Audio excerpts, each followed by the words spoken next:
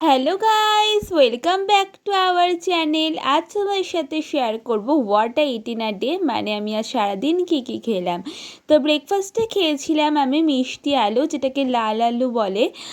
আমার তো খেতে খুব ভালো লাগে, তোমরা কমেন্টে জানিও তোমাদের কীরকম লাগে। আমি শুনেছি এটা ইংলিশ ব্রেকফাস্টে ম্যাশ পটেটো হিসেবে দেওয়া হয়। আমার তো এরকম দুধ চিনি দিয়ে খেতে খুবই ভালো লাগে। তারপর মা বানাচ্ছিল সুজির মিষ্টি। প্রথমে কি করেছে মা, ঘিয়ের মধ্যে সুজিটাকে ভালো করে ভেজে নিয়েছে, তারপর ওর মধ্যে দুধ দিয়ে দিয়েছে, দিয়ে একদম যাতে ডোর মতো তৈরি করে ফেলেছে, যাতে ভালো করে মাখা যায়। তারপর ভালো করে মেখে, মাখতে খুব ভালো করে হবে, না হলে শক্ত হয়ে যায়। তো মা তারপর ভালো করে মেখে কিছুটা ল্যাংচার মতো করেছে আর কিছুটা গোলাপ জামুনের মতো দিয়েছে। তারপর ওটাকে ভালো করে ভেজে লাল লাল করে চিনি সিরাপের মধ্যে দিয়ে দিয়েছে। খেতে সত্যিই ভালো হয়েছিল, একটু ইলাইচি দিয়েছিল মা, তো খেতে আরও ভালো লাগছিল। তারপর আমরা গিয়েছিলাম পড়তে, তো সেখান থেকে আসার সময় দিদি আমাকে খাইয়েছে চিকেন প্যাটি।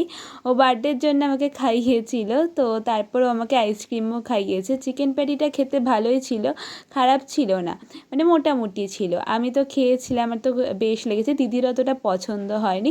চিকেন ভালোভাবে দিয়েছিল, কিন্তু প্যাটিটা একদম ক্রিস্পি ছিল না, যেরকম প্যাটি হয় সেরকম তো একদম ছিল না।